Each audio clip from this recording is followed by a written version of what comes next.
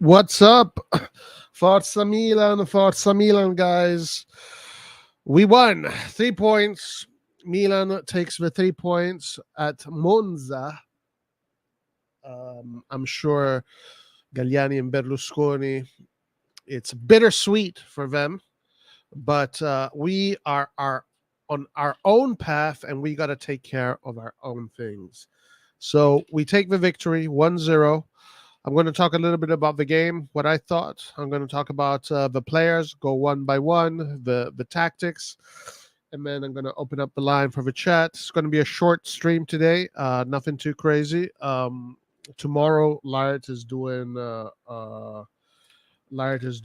post match, so tomorrow's live is going to be the post match live. Today is just going to be me and whoever wants to join. I'm going to open the chat to members today. So if you are a member, please join. Please become a member. I'm going to join. I'm going to open it for the members today. After I do my analysis, and then we're going to go for about maybe 45 minutes. Nothing too crazy. Not going to do a long stream. All right, so let's get into it right away. First of all, I'm glad AC Milan wins. Good victory. 3 very important points, especially in this super incredible tight race that is the top 4 spot. At this point, let's just say the Scudetto race is completely over. I mean, look at Napoli at 62 points. Napoli's at 62 points. Inter right now at 45 points. So that's a huge margin. This race is over. The Scudetto in Italy is finished. The race for the Scudetto in Italy is finished. So we can just call it a day as far as that. But there's another competition going on, which is for spot 2, 3, and 4. And with Milan's victory, we go up to 44 points. And then we have a game against Atalanta next. And we can, if we play this game really well against Atalanta, I think that is going to be our biggest test against Atalanta, especially coming from this dark period. If we can get some points off of Atalanta and create a little bit of a cushion, that could be good for us. But games that still need to be played are Atalanta, Roma. Both these teams could, if Atalanta wins, they go above us. And I believe same thing with Roma. If Roma wins, they go above us because of goal difference. So we're going to be watching very closely what happens with Atalanta and Roma. Both these games are very important to us. We'll see what happens. Okay, I told you guys we turned in Juve. Yes, we're playing a very Juventus style kind of football. Juventus is at 29 points, so they would be at 44 if they give back the 15 points, which is still a possibility, guys. Let's also remember that it is still a possibility that Juve gets their points back. And if Juve does get their point back, then we have to contend with them also. The race for top 4 is going to be very difficult. It's going to be very tight, but a lot of teams are going to be losing points left and right. So it's not going to be an issue so much. I mean, there are no teams that we really need to worry about. That's what I'm saying. You're going to have teams like Roma that is going to drop points left and right. Atalanta is going to drop points. Inter is going to drop points. We are going to continue to drop points. Juventus, if they come back, drop points. Lazio drop points. So it's just a matter of who can, really do well in that last month. If we can take that last month by the horns like we did last season, then we are in a really good standing. And that is going to be the decisive factor of the Scudetto, of the top 4 race this season. Should we still believe in the Scudetto? Sure, miracles can happen. Why not? Play like you're playing for the Scudetto, I guess. Maybe that could be a good motivator for the players. But the reality is this, and La Gazzetta dello Sport even wrote an article about it today. Is like, if Milan doesn't finish in top 4, we're losing all our best players. We won't have the money to keep Leao. We won't have the money to keep this guy, that guy. Finishing top four is so damn important to maintain this team alive. You don't finish in top four, you have to sell Teo Hernandez. You have to sell Leao. You have to sell your best players. Is just this is just the way it is. It is an incredible dog eat dog kind of situation, and it's just so important. So I really hope, and I'm sending out the message to the players if they ever get to hear this, guys. We are with you. I am with you, and keep on fighting. Let's get this top four secured. Let's shoot for the stars next season. Champions League. Let's try and win the Champions League next season. Let's try and win the Scudetto next season. And this season, let's go as far as we can in the Champions League, and let's secure this top four spot. And these are the things that are going to allow us to keep on growing and keep on developing further and further along. Anyway, speaking of top four, 3 important points for the top four. Let's talk about the game. Okay, ugly game, of course. It is an ugly game.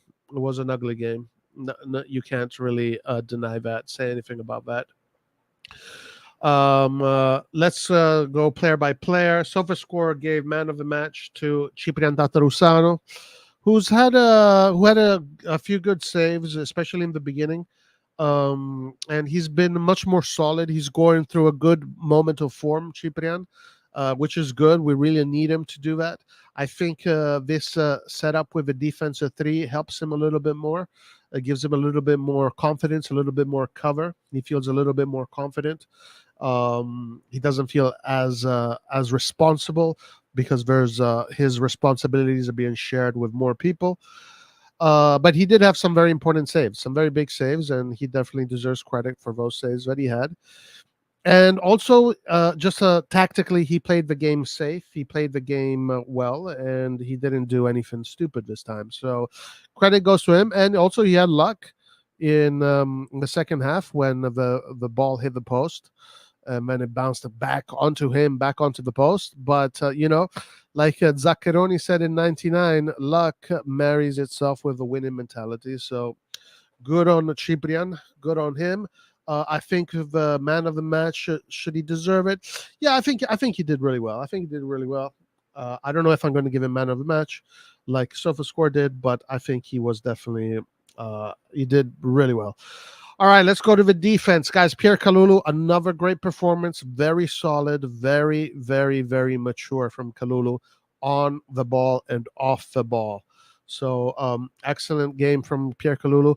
I really want to say that ever since the Champions League game and he was in that press conference with Pioli and the way he spoke and basically just the way he carries himself, he's a professional. He's got a great head over his shoulders, and he is doing his job really, really well. So good job on Pierre Kalulu. Good to see Fikayo Tomori back. A very solid performance from Fikayo Tomori. It's quite interesting how he slipped in here in the middle of the defense, even though in the second half, Malik Chow went in the middle and Fikayo Tomori went on the left. But it is a good position for him. The middle guy is usually the guy that commands the midfield, the defensive 3, and he is I guess in the hierarchy he is the top G as far as our defenders.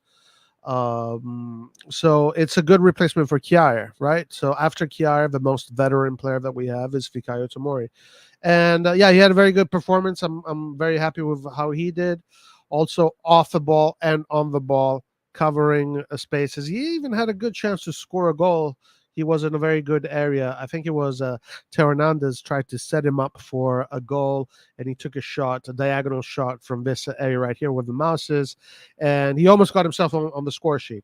But overall, I got to say, all 4 defenders, Ciprian Tatarusano, Malik Chow, Fikayo Tomori, Pierre Kalulu, excellent performance. If I were to grade him, I think of a 7. I think 8, 7, 7. These are all correct. Malik Chow, 7.0 for Malik Chow. he probably got a lower rating because of the yellow card. But Malik Chow had a very good performance. A player that is definitely an added weapon to our arsenal. So it's very good to know that we have this player that now is become reliable. He's a player that Pioli can rely on, which is absolutely fantastic. Like I said in the summer, and I'll keep on saying this, when Maldini bought this player, I remember looking at him, doing my research on him, and just seeing how he played, his technique, his abilities, and I did say that in the future, people will be calling this purchase a genius purchase, and I'm sure they will. I'm sure they will, because it is another one of those very cheap purchases that in the future will cost 40, 50, 60 million, and they'll call them another genius move from Maldini. Right now, there's a lot of doom and gloomers out there that hate Pioli, hate Maldini, blah blah blah. But in the future, when the team does well, the doom and gloomers, they love to hate on the team when the team doesn't do, but when the team does well, they come out of their caves and they start praising Maldini, etc. So even the doom and gloomers will be praising this operation, this mercato, the mercato of Malik Chow. Now, I did think it was going to come a little bit later rather than sooner, but we needed him now, and he's stepping up right now. So good on him. He definitely did a very good job today, Malik Chow. The only thing I'm worried about Malik Chow is not him, the player, but it is the doom and gloomers, because as soon as Malik Chow will make a mistake, and he's bound to make mistakes, you're going to hear a lot of shit talking about him. But anyway, great performance from all four defenders, the goalkeeper and the three defenders. I think these are all correct. 7, 7, 7, 8. Maybe I would give Malik Chow a little bit more than just a 7.5. But yeah, very good from the defenders. All right, so let's go to the midfield. The midfield, we had Junior Messias, Rade Krunic, Sandro Tonali, and Theo Hernandez. Let's start with Junior Messias. So Junior Messias, this position here probably suits him better than of course the midfield, like he was used against Inter. What the hell was that? And it definitely suits him better than attacking midfielder or winger, because he has, in this position here, he is forced to play a little bit lower, and if he plays lower, he can cover the field better. If he plays too high up the pitch, then he has to cover too much ground. But because he plays lower, the amount of ground he has to cover in order to help the defenders is more doable for him. So this position suits him very well. I don't know if he would be my first choice against better teams, bigger teams. But nonetheless, Messias today had a very good match. After Ciprian Tatrusano, SofaScore gives him the highest ratings, 7.9. He did cover the field very well. He helped Kalulu cover Patrick Chura, Dani Mota, Matteo Pessina, even Armando Izza coming up.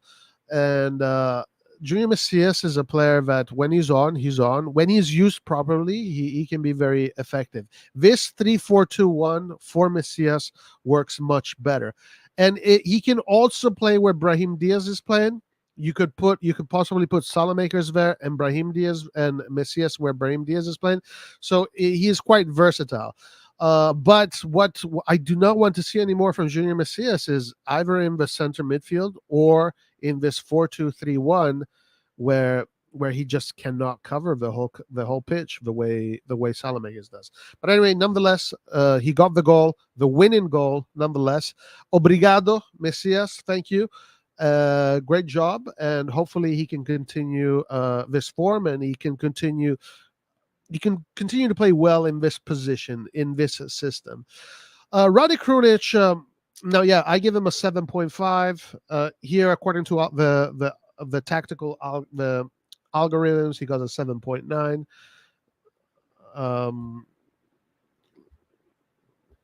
I guess I can even go to the players' stats. That's fine. I mean, we saw the players. I'm not going to do that. All right, let's talk about Rade Krunic. Rade Krunic here got a 6.8. I think a little bit harsh. Again, I'm not sure based on what they're calculating that. In my opinion, Rade Krunic today was quite excellent, actually. He got I guess a yellow card. The yellow card brings the players down. But I thought in the midfield he was quite excellent. Off the ball, he was great. He helped the team. He was covering the spaces in the right areas, and on the ball, definitely the better of the two midfielders. Making the simple passes. Play Rade Krunic playing as Rade Krunic and nothing more. Rade Krunic is Rade Krunic, and so he's not Modric, he's not De Bruyne, he's Rade Krunic, and when Rade Krunic is playing well, he plays well. He's got a he plays like a professional. He's got an excellent head over his shoulders, like kind of like Pierre Kalulu, and and he was very organized, very tidy. Didn't make many mistakes, and just played that role of connecting the midfield and the offense to the best of his abilities. So I give Rade Krunic a pretty good game. I thought he had a pretty good game, and lo and behold, he was substituted by Bakayoko. When was the last time that we saw Bakayoko play? So Bakayoko came in and played to took on the last 10 minutes for Rade Krunic. Bakayoko had a decent performance coming in. But yeah, I think Rade Krunic deserves praise and deserves praise for sure. Let's look at Sandro Tonali next. Sandro Tonali definitely is going through a poor form right now. Off the ball, you can't say anything about Sandro Tonali. The guy is a workhorse. He runs all over the place. He's fighting for every ball. He's always there for the second press, the third press, the fourth press. If you need him if you need him all the way across the other side of the football field, he'll be there. For him right now, he's going through this moment where on the ball, he's definitely lacking. We're definitely not seeing what we saw from him, for example, last season, where on the ball he was on point. Right now, he's a little bit confused and a little bit not so focused when the ball is on his feet. But his work rate and what he does for the team as far as off the ball it's priceless. So I think a 6.5 is a good rating for Sandro Tonali. But we definitely need him to come back to his form on the ball. That is going to be very important for this team. Maybe having Benacer next to him helps him. Obviously, having Benacer in that midfield helps everybody play better. But Sandro Tonali is for sure we need him to step up what he's doing on the ball. But anyway, again, as I said before, off the ball, great performance. And he played the whole 90 minutes. Theo Hernandez, another very solid performance from Theo. Up and down the field. This position is perfect for him. Like, it couldn't be any more perfect for him. Even though he did play quite deep at the end of the second half, when we were pretty much just protecting the result. But Theo Hernandez up and down the field is, he's the best in the world in this position, especially at being a wing back. He is the best left wing back in the world. And today, of course, he had an opportunity to score a goal. He didn't take it, but he's always dangerous. He's always creating something. And he's always fighting. The captain armband suits him perfectly. The DJ look suits him perfectly. So I think Hernandez, I give him a high rating, 7.5. I thought he did a really good job today, defensively and offensively. But I'm going to talk, and then we're going to talk about the overall game. Okay, let's go to the attacking midfield positions. Brahim Diaz. Brahim Diaz a little bit outmuscled throughout the game. He's the player that got the lowest ratings. Nonetheless, Brahim Diaz definitely, when Brahim Diaz plays, we definitely have more of an offensive bite than when he doesn't. Meaning, when he does play, he is one of our few players that has the ability to collect the ball in a central attacking position and bring the ball forward and help the team come up. We're not seeing that from the other attacking midfielders. We're not seeing that from pretty much anyone else except for Rafael Leao.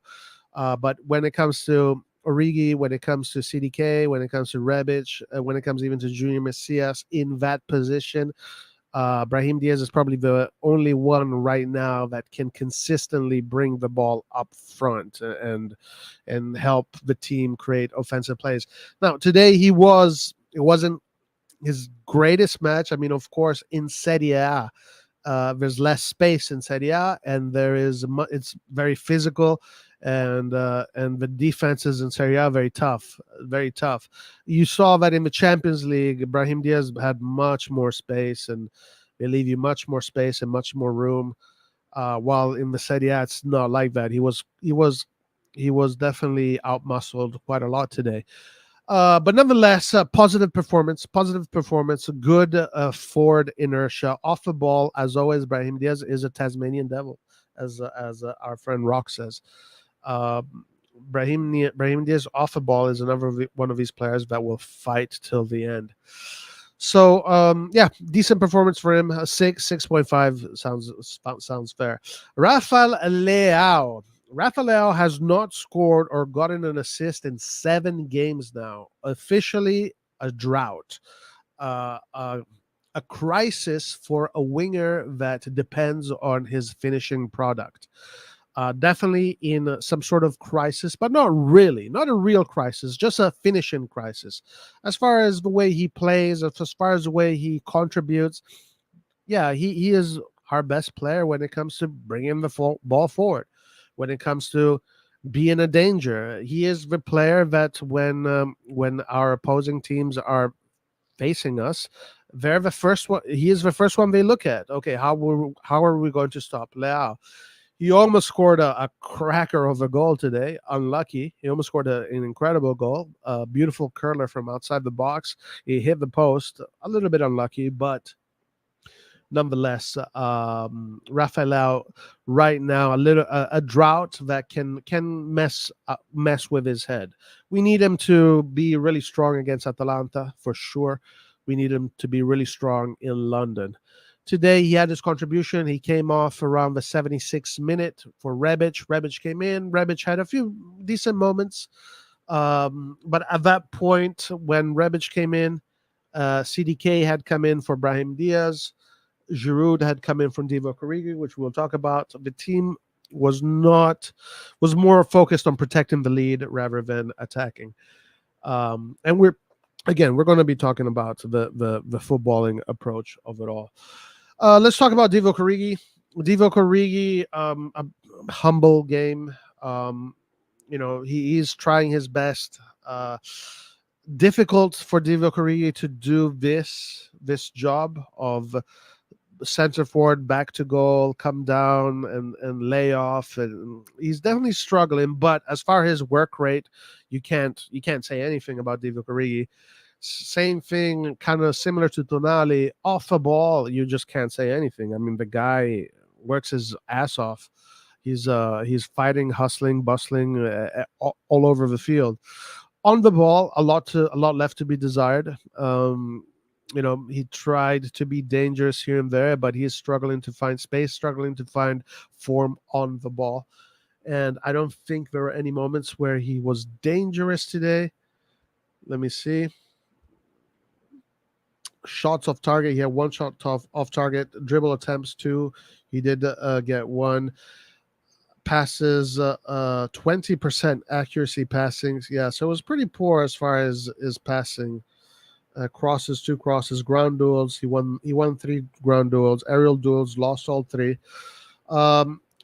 Yeah, I mean, listen, Divock Origi is a player that, from a technical standpoint, is not going to give you an incredible amount of stuff, but from as far as his spirit, as far as how he works on the field, and as far as that goes, the energy, you can't really complain. You can't really complain.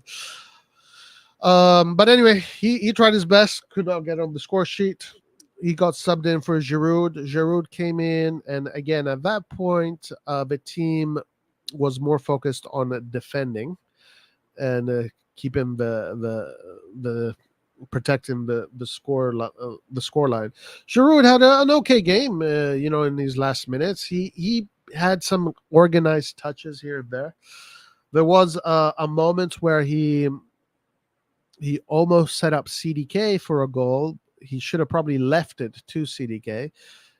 Should have probably dummied a ball if I was being crossed in the middle by, I believe it was Rafael Leao that crossed the ball in the middle, or it was Fernandes. And it went across the box. Giroud tried to flick it backwards, but the flick wasn't precise. It did land, I believe, in Tonali's feet. Tonali took the shot, ricocheted off the goalkeeper. Then Salamakers, who we'll talk about lastly, I want to leave him. I want to leave him for last.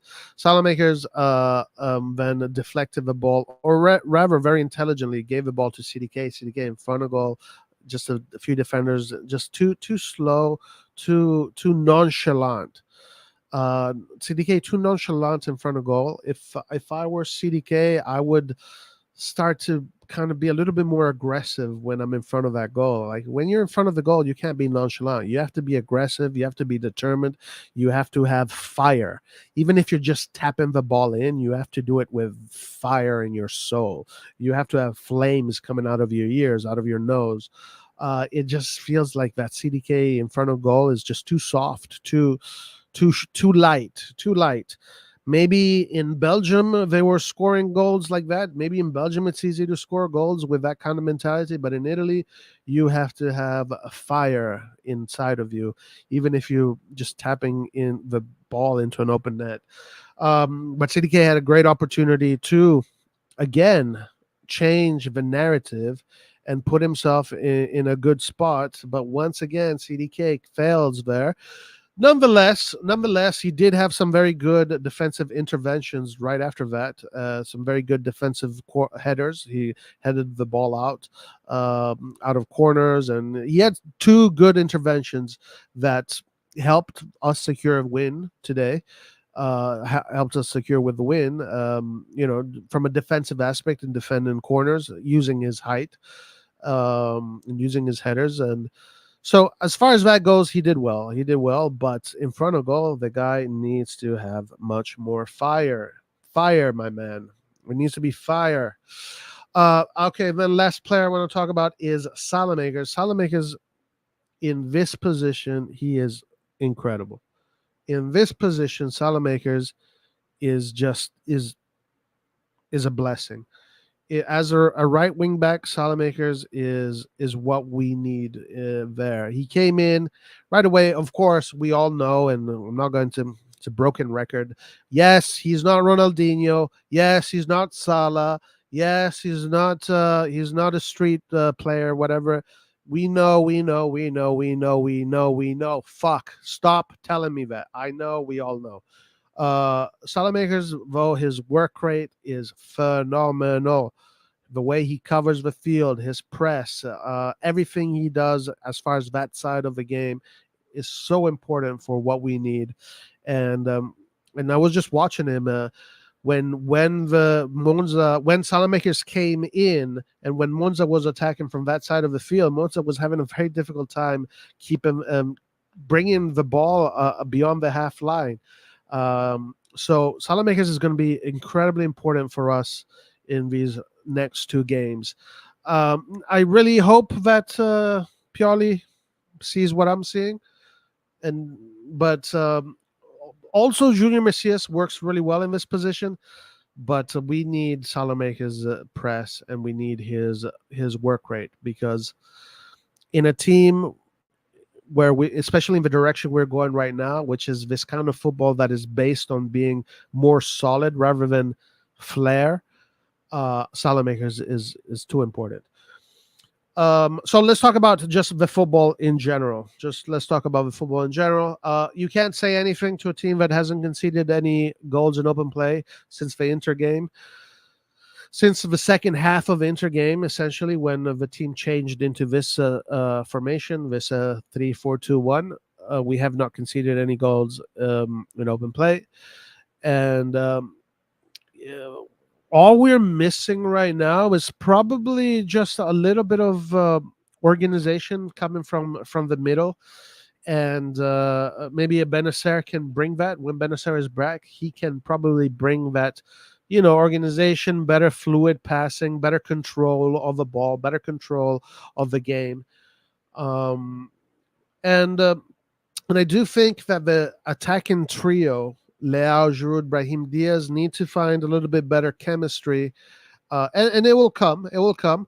If you guys notice, Leao is not hugging the the uh, the throw-in line, right? Leao is playing much more central. If you rewind your memory back to a few weeks ago, Leao was pretty much hugging the line right here. He's pretty much playing in this area. Well, right now, Leao, you see him much more central, starting from more central positions. And you see him even inter-switch. Sometimes Leao is on the right, sometimes he's on the left, sometimes he was in the middle.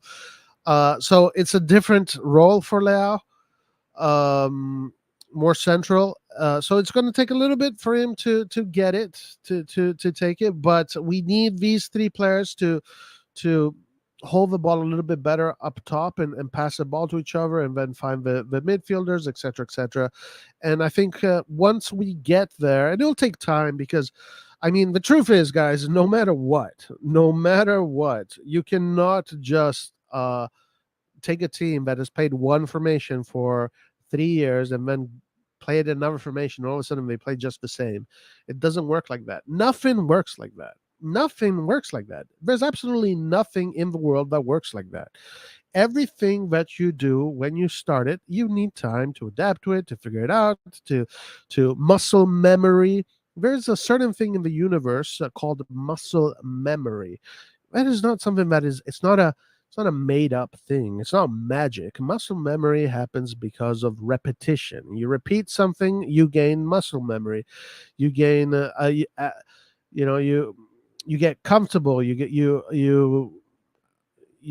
used to certain situations. The more you do them, the more you figure them out, the more you tweak here and left and right. So it's going to take a little bit of time before we get to play a much more, let's say, quality kind of football. And of course, the players matter. Of course, the players matter.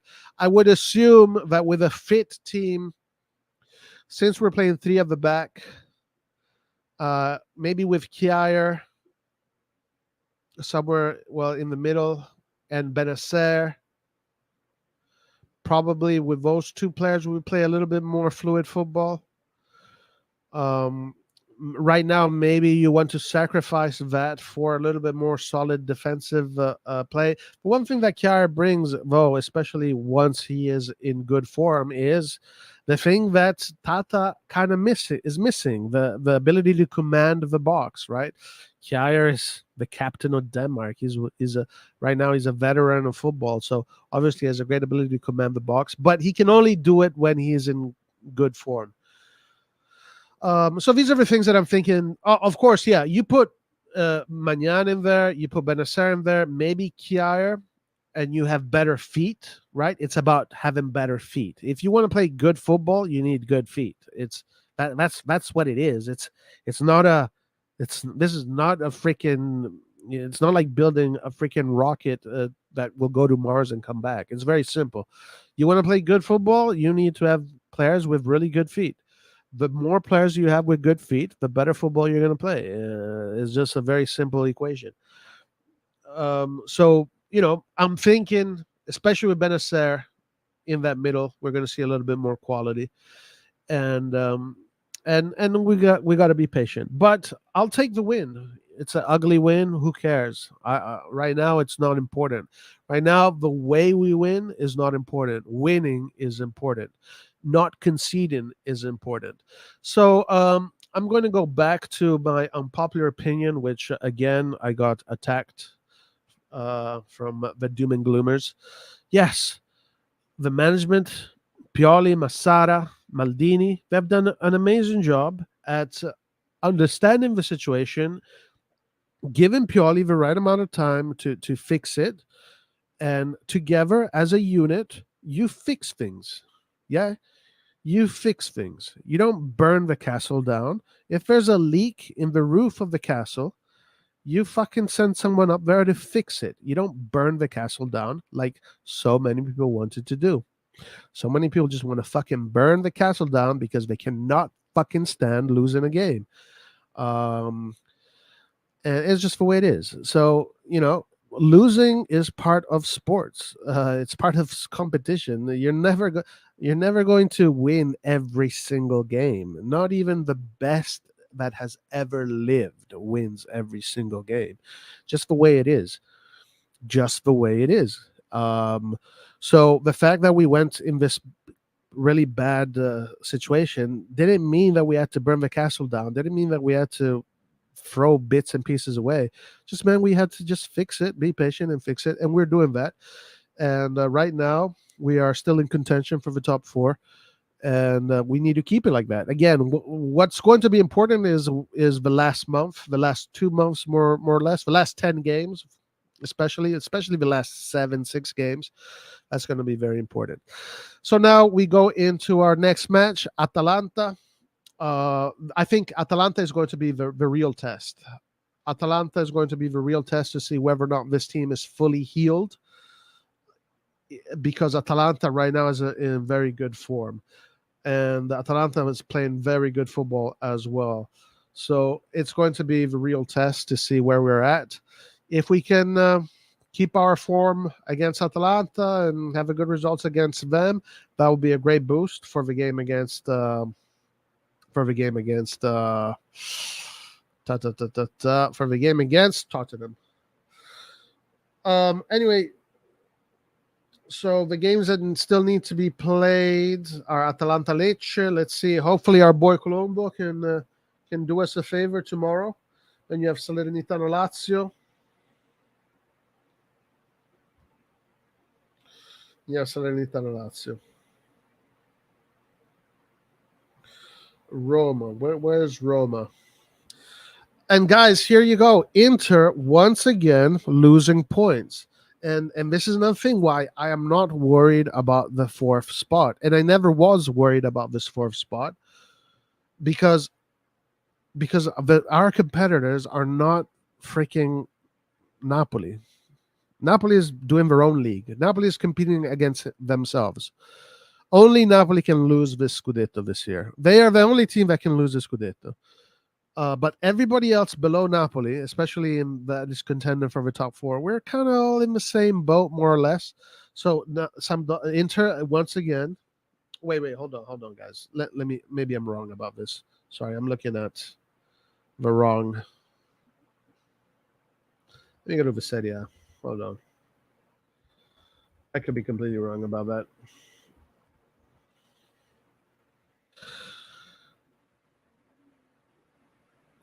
Oh, okay, yeah. Inter won. Sorry, my bad.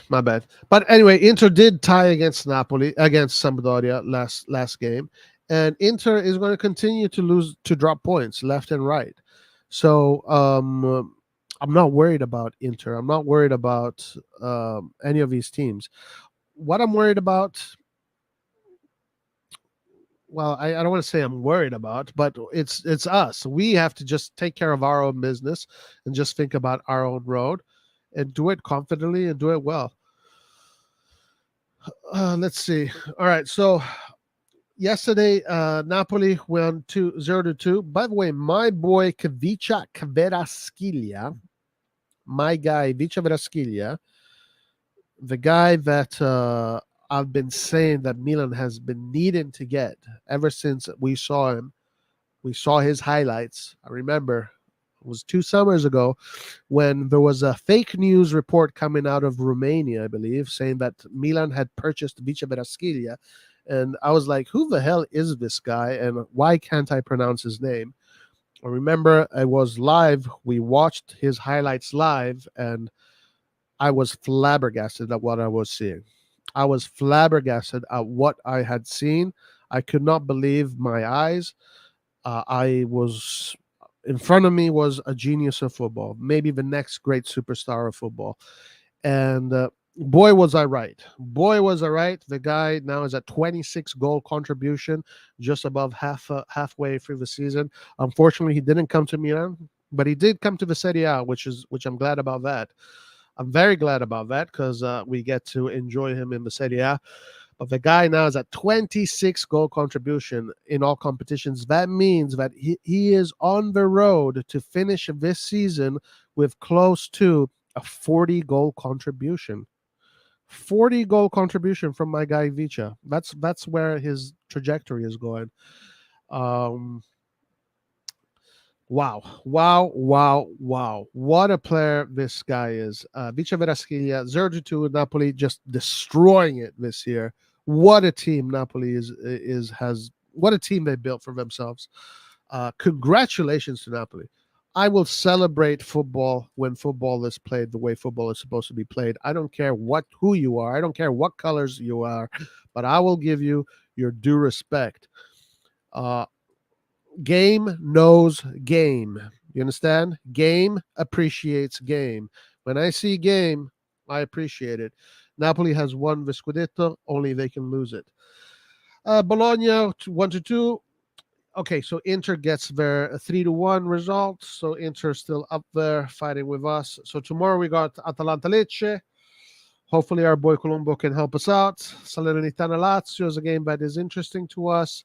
I believe it is Roma Verona. Roma, let's see. They're coming off a loss. I believe Dybala is injured as well. I believe Dybala is injured as well. So that is going to be a problem for them. Um, Zaniolo is not there anymore. They did not replace Zaniolo. So Roma, let's see how Roma does. Let's see how Roma does. We need Roma to drop points. We need Atalanta to drop points. We need Lazio to drop points. And then let's see what happens to the rest. But anyway, this game day 23, pretty good for us. Can't complain. 0-1. AC Milan takes the 3 points. All right, so let's go to chat. Let's see how everybody's doing. Game recognized game. That's right. Forza Milan, how you doing? Forza Lord Krunic. Great game from Krunic today, by the way. Hola, hola. Baka was playing today. Yeah, Bakayoko had his appearance. We won, but oh my God, CDK, how did he miss? Right? I don't know, man. The guy needs to have more fire in front of that goal. We need to turn into them. I told you guys we turned into you. Yeah. It's the moment. The moment calls for it. You know, the moment calls for it, guys. Thank you for reminding everybody, Falcon Flynn. What are we waiting for? Click that like button. Like seriously, guys. Click that like button. Help the algorithm. Are you a Milanista or are you a Napoli fan? Are you a dirty Napoli fan? How dare you? How dare you give praise to Napoli? How dare you? You fake Milan fans. How dare you? Guys, click the like video if you're a fake Milan fan like me. Click the like button. Origi 20. Origi, guys, is the Origi that I knew he was. But as long as he fights and he works hard, I won't complain. Player ratings, I can do that again. Yeah, I can do that again. Forza Milan. So why did Bacca go in but not Pobega? I'm confused. I'm not sure. I guess that's what Pioli needed at the time. A more, I don't know, maybe a taller player because he was probably expecting the crosses to go in. That shot that hit the post and went to guys, that was the moment of luck. Sometimes we need luck, you know. Sometimes you need luck to be on your side, and we certainly did not have much luck. Rade lost possession a few times in the first half. Second half was much better. No, he had a Rade Krunic game. What's up? What's up, Mustafa? Back on the right track. That's right. Theo Capitano, it suits him really well, guys. Malik Shah, the Great Wall of Dusseldorf. Yeah, he had a great performance. I'm excited for Mañana Benacer coming back. I like to see Des in right wing back. I think we can go for him the UCL. Actually, that's also a good shout out. Right wing back for Dest probably suits him better than any other position. I think, honestly, Pioli said that Kalulu's best position is in a defensive 3 on the right, center right.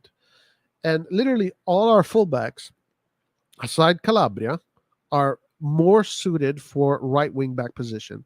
Dest, Salamakers, and Florenzi. And Florenzi, by the way, is back. He was on the bench. Florenzi should be available pretty soon. Bakayoko looking good. Wonder why we haven't used him this whole time with all the injuries. I think it has to do with the fact that because of the contract that we have with Bakayoko, basically we if we use him, we have to pay for him. That kind of shit. But Bakayoko is a good player. He's a good guy too. I think even though he's kind of held Milan hostage a little bit, but I think in the locker room he deserves a lot of praise for his behavior in the locker room. It doesn't seem like he makes it way on the locker room, but he doesn't play. I always see him celebrate with the teams. I always see him jump with the team when we win games in front of the curva. He's always got a smile on his face. Him and Pioli seem to be fine. So I appreciate Bakayoko very much. Like the stream, like the stream. If you are a fake Milan fan like me that is not saying Pioli out, and if you're fake like me, like the stream, we got Origi for free and still got. Oh, that is hilarious. That is funny, dude. CDK probably crying to sleep every night. Dude, CDK, I mean, yo, you got to have fire, my man. Yo, as a striker, even if there's an empty net in front of you, you have to have fire.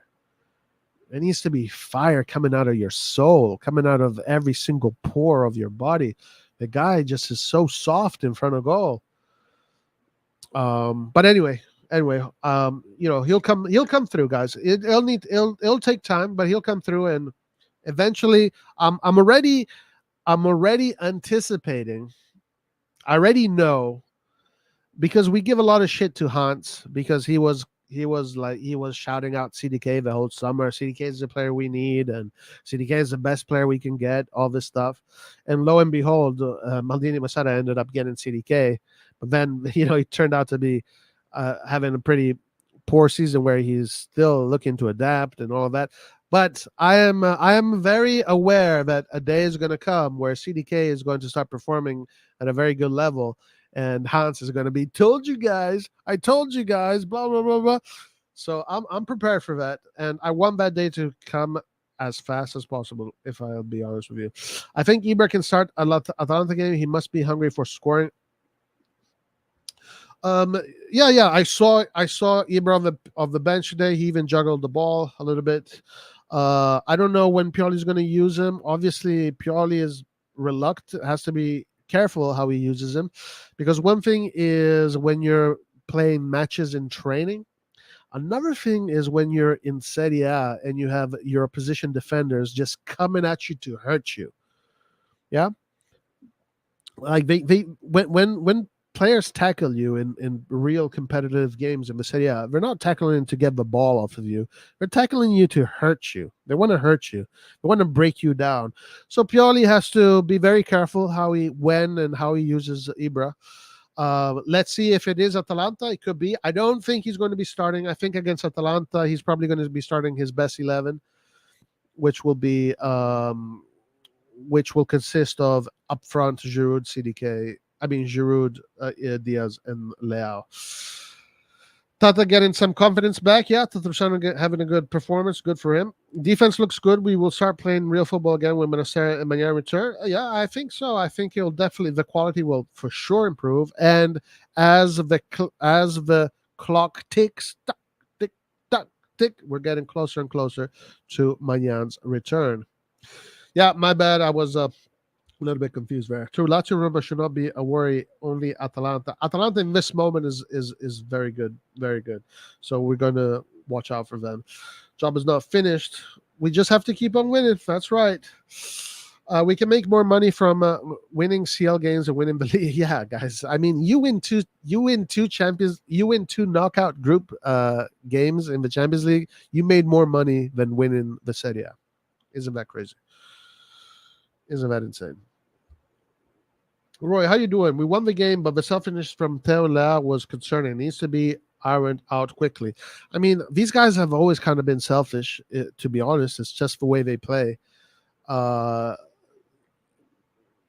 both players that look for that finishing touch. They're both players that want to put it on their shoulders. The score. They want to be responsible for the win. They want to be the guy that gets the goal, gets the assist. Um, Now, is that concerning? I wouldn't say it's concerning, but they probably should be a little bit more better chemistry and help each other score. I definitely agree with that. Best duo right now is Vich and Osimhen. Oh, man, easily. Game recognized game is just saying, yeah, guys, Vicha Vedaskilia, this guy is something else. Dybala's out.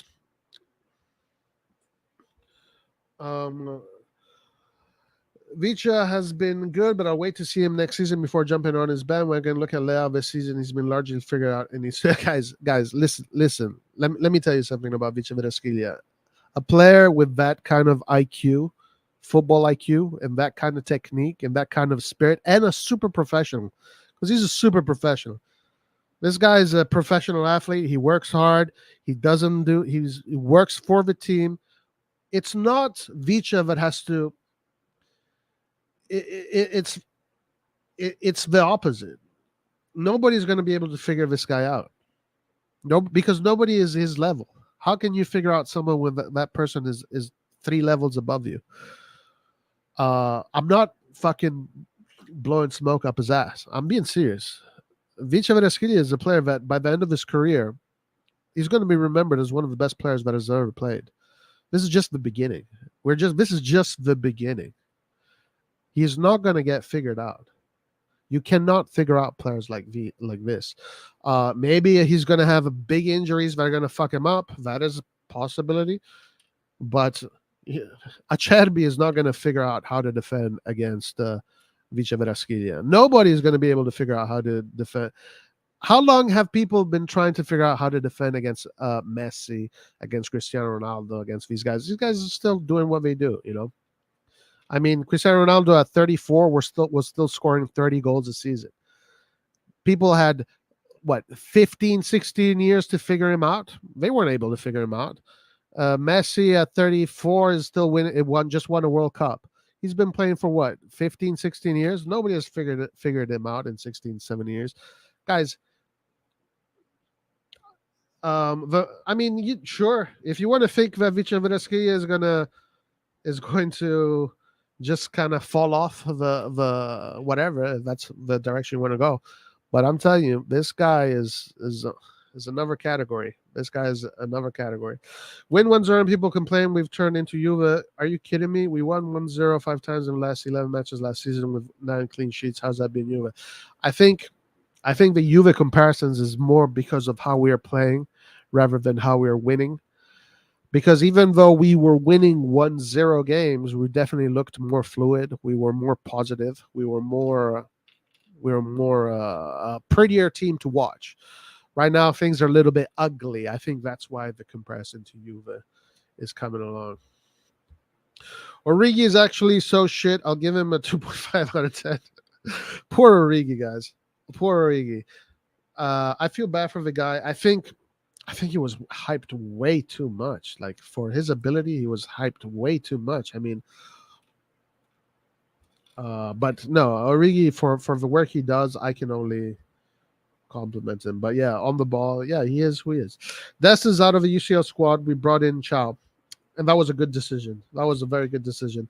We need luck, especially CDK. The ball doesn't want him to score. That is a good point. CDK needs luck. He does need luck. He's definitely been missing that. I would never like to see Des play in a Milan shirt again, no matter what position. Des is not in the UCL list, right? Salamakers, any other right wing back of the club right now? Salamakers, yeah, for the wing back is just perfect. Perfect for him. I think CDK will show up next season by then. I think CDK will show up next season. By then, he should have ate enough pasta and put on some more muscle, kind of like Diaz. Yeah, definitely. I think so too. I think so too.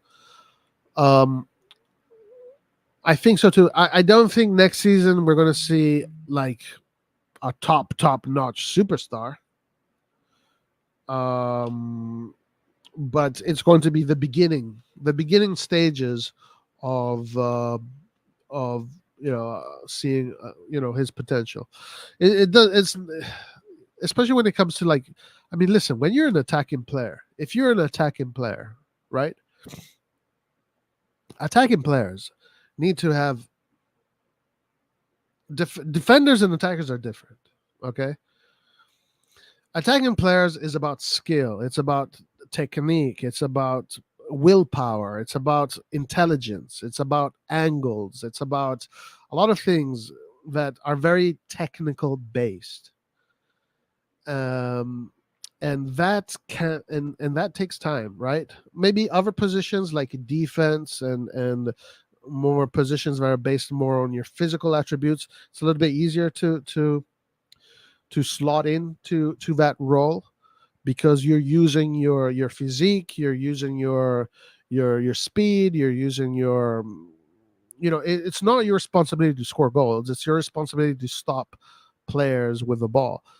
But when your responsibility is to score and create, it's very different. That we're talking about the craft of being able to maneuver the ball, through technique.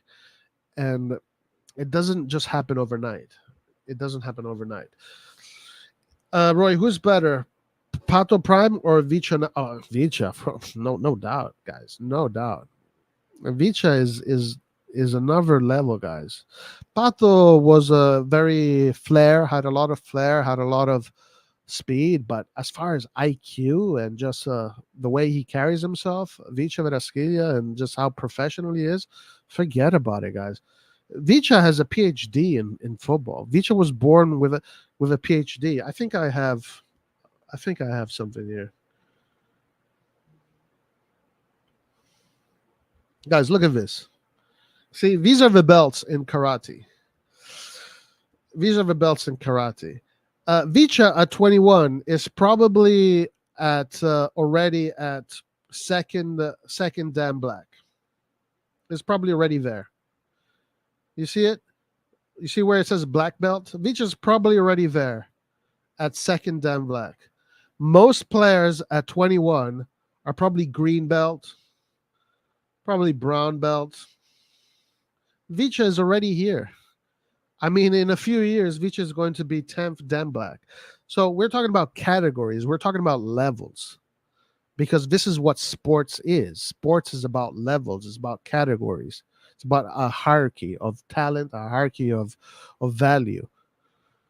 A player like this, guys, is just, forget about it. These are players that come once in a while, and there's only like one out of thousands. One out of thousands.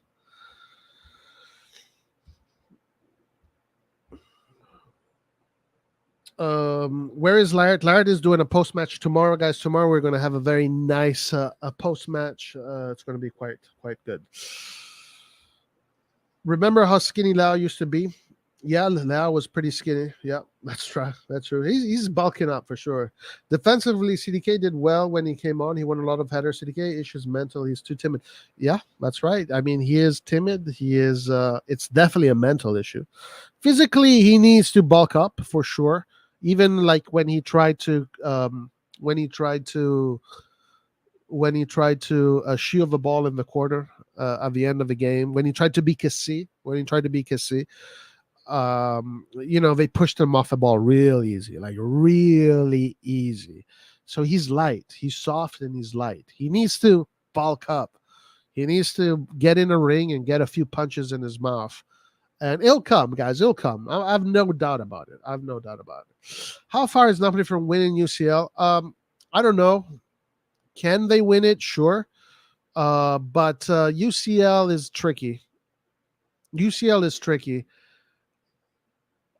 Look, let me say this. If Milan were to face Napoli in the UCL, I kind of give edge to Milan. Not in the Serie A. But in the UCL is tricky. I don't know, guys. I don't know. I'm not going to say as if I know. I do think that Napoli is one of the best rosters in Europe. But when it comes to like competing in the UCL, it's very difficult to in the past. I've not seen many teams win the UCL without players that were experienced in the UCL. So I think that plays a factor into it. I guess we'll see. We'll see if talent will trump everything. We're going to find that out. But do they have ability to win the UCL? Absolutely. Napoli can beat any freaking team in Europe.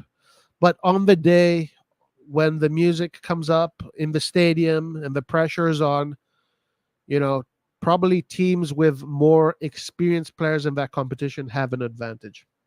I would say that, but I don't know. We will find out, guys. We will find out. I don't want to say. I think Napoli can go all the way to the final. I think they can. I think they have everything they need to. I don't think they need to be worried about any single team in Europe. But a Real Madrid can outsmart you. Can just play like shit, but they can outsmart you. Man City has a billion reasons for them to look for that final. But we'll see. We'll see. We'll find out. I feel like Cloud will stay. He wants to stay, and he feels like home here. The Sporting thing is fucking it up, though. Yeah, that's right. Yeah, it looks like he wants to stay. It looks like he is. He's also doing a good job with CDK. He kind of there was another image with him and CDK at the end of the game. Someone shared in the chat today, and he's kind of consoling CDK. So I think he's doing a good job. I like Leo a lot. Who is your goat in football, or maybe had the best prime? My goat in football, my favorite player is Pirlo, because he is just a genius. The way he played. Um, Pirlo, probably Pirlo. Yeah, is my favorite. My goat of goats.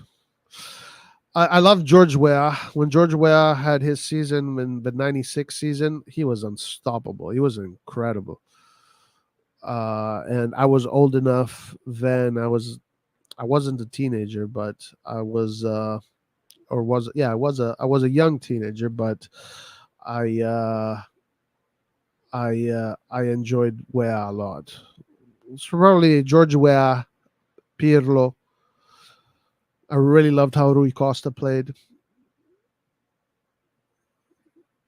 I'll give it to Pirlo. In order to win the USL, you need three things: a deep squad, UCL DNA, and shit ton of luck. Yeah, I believe that's a good. That's a good. That's a good analysis. He put on his story, "It's coming, bro." Ah, okay, there you go. Nice, awesome, very good. All right, guys. So, yeah, that is the game. Tomorrow we are doing the post match for the game. It should be fun. Should be good. We'll get everybody else in here. I don't see any members right now, so I'm not going to put in the link for the members. But you know, it's not important. Do you think we should go for Asensio in the summer for free? He just scored in Madrid's win as well. Asensio.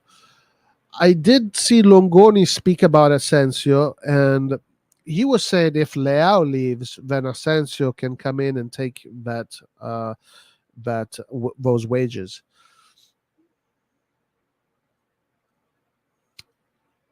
I'm not a huge fan of Asensio. I'll be honest with you. It's not a player that excites me. It's not a player that I'm crazy for. So it's a somewhere in between a yes or and a no for me. For me, what excites me is who is the next Van Basten, who is the next Kaká, who is the next Pirlo, who is the next Gattuso, who is the next Iniesta, who is the next Messi. Like, I want elites. I want the elites of elite. That's why I really wanted Vice Verasquia, because this guy is elite. And I want Milan to get the new elites of the next generation. And You can't get them now while they are in the beginning of their professional career, but you can get them just before they're well known. Still don't like any of the strikers we're linked with. Is there anyone you like, Roy? Uh, Maybe Hoyland. Hoyland seems interesting. Probably the only one is Hoyland. That's it. Nobody else. Marcus Thuram is also interesting, but Hoyland is more technical and more of a football, more of a baller, and I prefer ballers rather than you know physical center forwards. And Hoyland is also physical as well. But Marcus Thuram is 25, Hoyland is 19. I would say Hoyland is the only one right now that I find interesting. That's it. Nobody else. There's literally nobody else that I find interesting as far as how I like that position to be played. There's a lot of physical players out there. There's a lot of tall guys, big guys. I don't really care for that. I like technical. I like Ibrahim, like the way Ibrahimovic played the center forward role. For me, that's what I would go for. Another player similar to Ibrahimovic rather than another player similar to Giroud. Ranks got banished after the Roma game.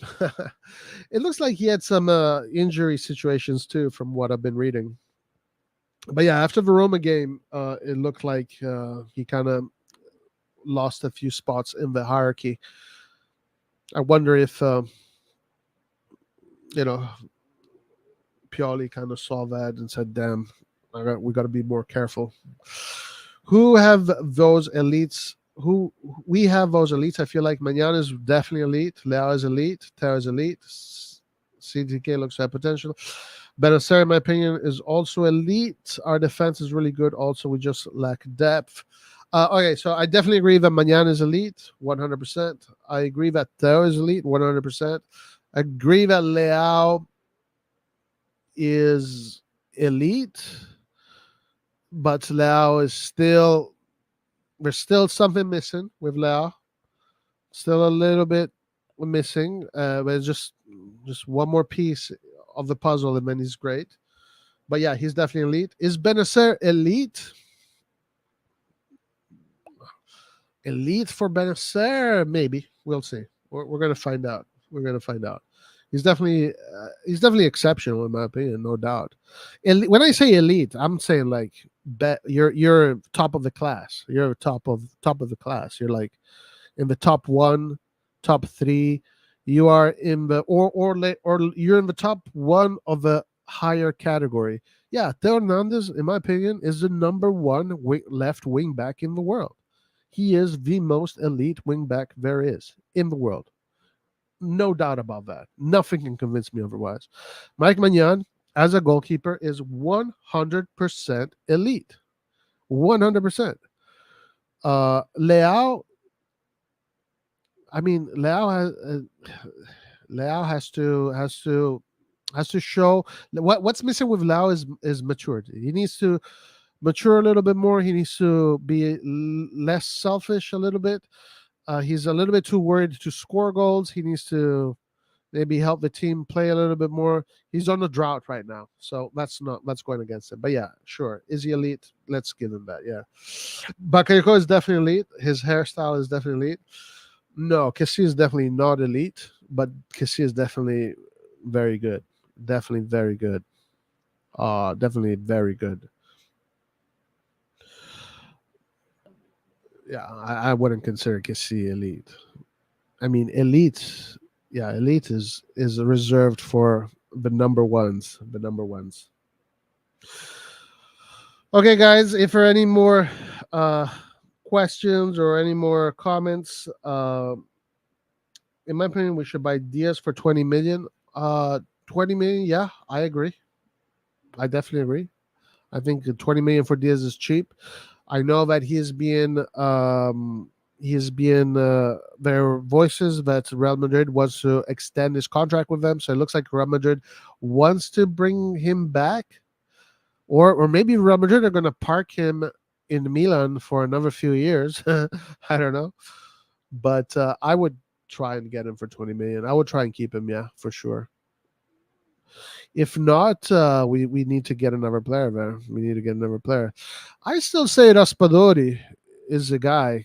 I think I would still go with Raspadori because Raspadori is on loan at Napoli. It's not. He's not being sold yet. So if Diaz doesn't work out, I'd go straight for Raspadori. I wouldn't even think about it twice. I would not think about it twice. I would try and steal Raspadori from Napoli. Uh, maybe get him on loan from Sassuolo if Napoli does not buy him or whatever. And I don't know. Thing is, Raspadori right now is not playing much because he's got Vicha in front of him. He's got Osimhen in front of him.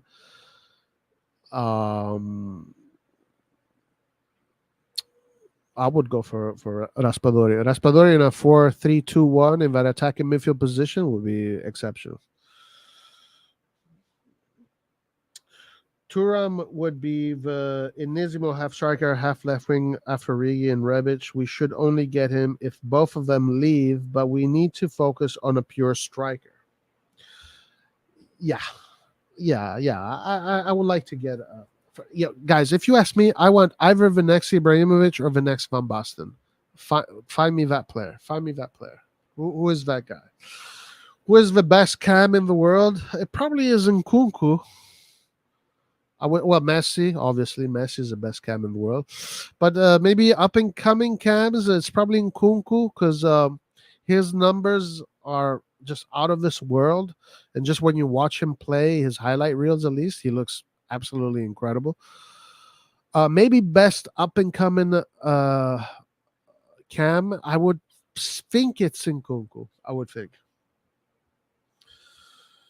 If we want to have free summer mercato, we have to get Thuram and Indica. Indica is another great player. I really like what I saw from Indica. Player that could be very useful, but we got Chow. So I don't know if we were going to go for Indica unless Kjaer leaves. I don't know, but yeah, Indica is a fantastic player. Absolutely. Roy, are you expecting 50 million next summer as well? Because I'm not expecting more for sure, and we need at least 4 players and not enough funds. That's what Longo said again. Our worst nightmare, Longo. Like last summer, he said that we're going to have 40 million for the summer, like the summer before. And it was also said in that same report that if Milan wants to have funds from a mercato, they have to sell. So the extra funds have to come through sales. But yeah, that 50 million number, which I hate, I cannot stand, seems to be the same number. But we will find out once we get closer to the mercato what the real number is. Haaland is the next Ibra.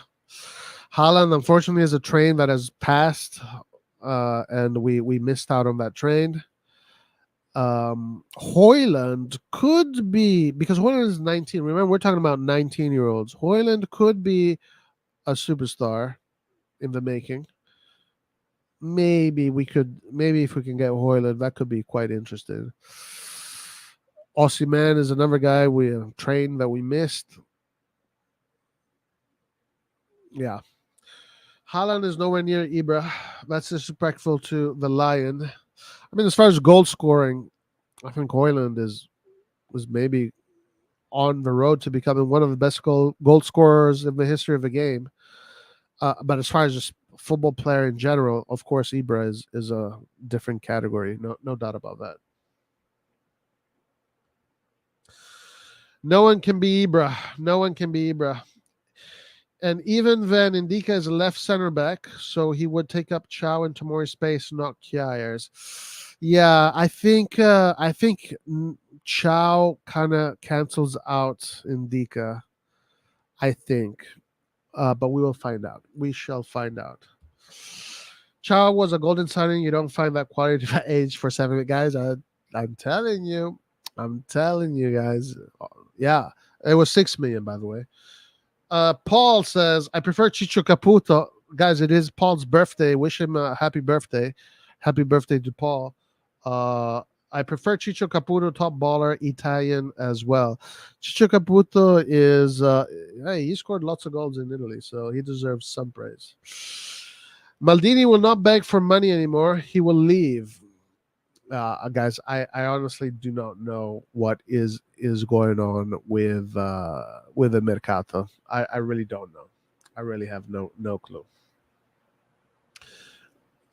Last season, guys, I was under the impression we're gonna have like a sick mercato. We're gonna have 150 million available.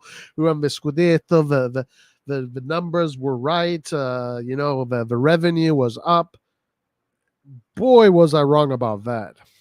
Listen, when it comes to my analysis and my abilities, I find myself to have grown very well as far as being able to analyze football teams and football players. But when it comes to like the market and that, I get a lot of things wrong. So I'm not even going to comment this time. I've learned my lesson. I'm just going to wait and see what happens. I'm going to wait and see what happens. Because logic tells me that 50 million doesn't make any sense.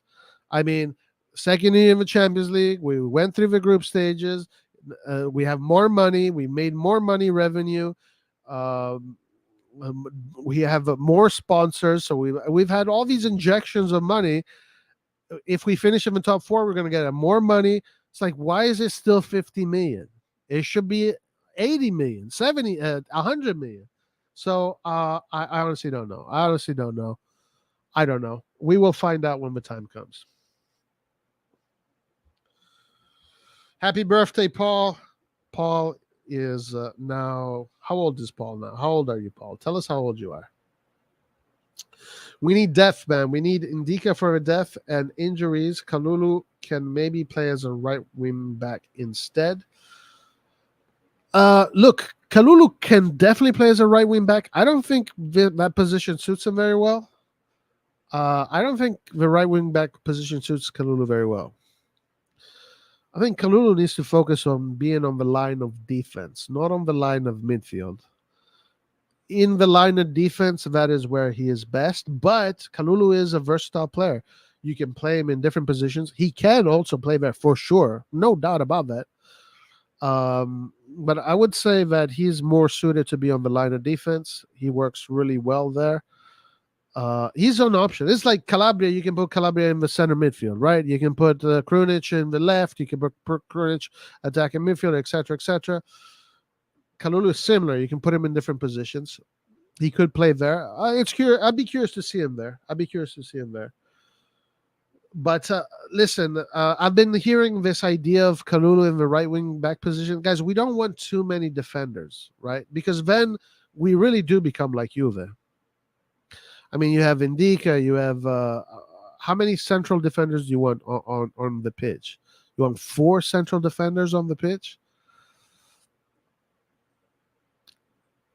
From being too unbalanced offensively, you don't want to become too unbalanced defensively, because then we play like, then our game is just going to look ugly, guys. It's just going to look ugly. Like we need to be Milan. We need to be pretty on the ball. We need to win pretty. Happy birthday, Paul. I bet you're happy today. Win and get bitches. That's right. Paul getting all the bitches in the club right now. You're going to party today. You know the famous parties of Italy, the Bunga Bunga party. Auguri. Thank you. No problem. Thank you. Paul is young as fuck after today's game. Shout out to Red Devil Studio G, the main man of the hour, Mr. G. Manchester United has come back. Manchester United is back in the fold. Manchester United is playing football, making the fans happy. I'm happy for G. I'm happy for Man U. And now I am definitely rooting for Manchester United to kick the shit out of Barcelona. So, yeah, thank you, G. I hope we go far in the UCL. Maybe we can get more funds in the summer. I would hope so. I would hope so. Interestingly enough, Salamakers had an interview in which he said, I believe we can get to the finals. Salamakers' words. He said, Io credo che possiamo arrivare nella finale della Champions League. I believe we can get into the finals of the Champions League. Salamakers believes. Salamakers believes. Those 3 points were fundamental. As for the bad BS, that's next week. Did you see Elliott made a bid to buy Man U? Interested to see if he would run it similar to Milan if he gave the. No, I did not see that. Wow, I did not see that. That is quite interesting. Give me 11 Kalulus. You want to have 11 Kalulus? I mean, hey, I would. Okay, I'll give you this. If everybody in the team had Kalulu's head, I'd be yes, give me 11 Kalulus. But you know, you need different kind of players, right? But if all professional footballers had the same brain that Kalulu has, then 100% I would say absolutely. I'm the same age as Roy, 10%. Congratulations to Man U. Let's say we buy this Angelo Gabriel guy. He wouldn't be able to play as right wing back. No. Angelo Gabriel is no. He wouldn't be able to do that. But Angelo Gabriel probably in a 4-3, in a 3-4-3 would be able to suit better. Be in attacking right wing, even attacking midfield. Man, a 17-year-old as an attacking midfielder. That's risky. That's quite risky. Rashford is on fire right now. How much you want for him? We can give you Dest and Daniel Maldini. Oh man, Dest gets a lot of shit. Poor Dest. Which position you want to address the most? Defensive midfield, striker, or right wing? Well, striker, 100%.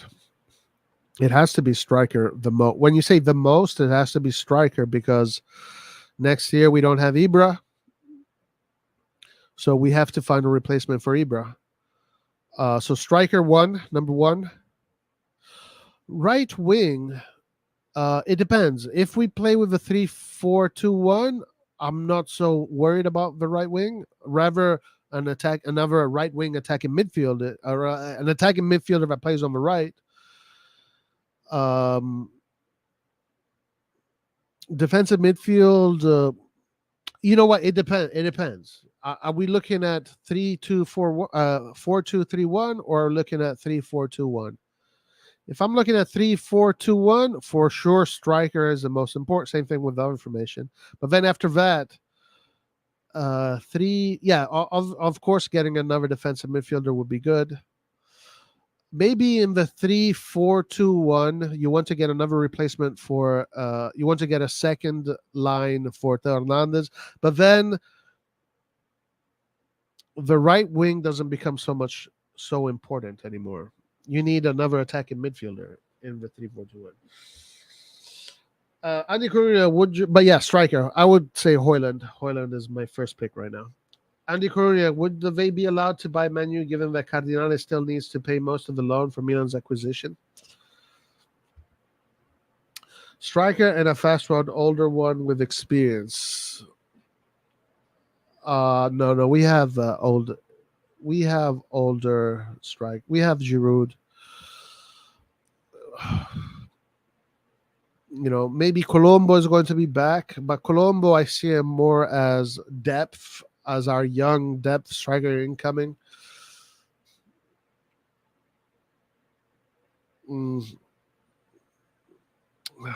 Yeah.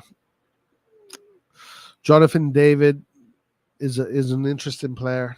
He's quite interesting.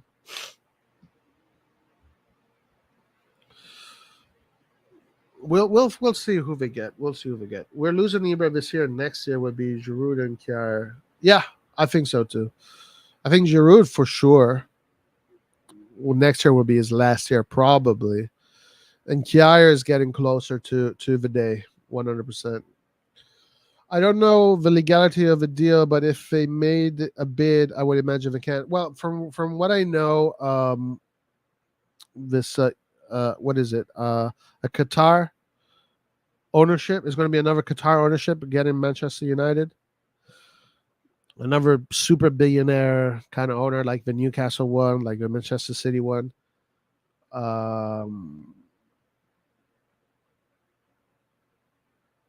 Something like that.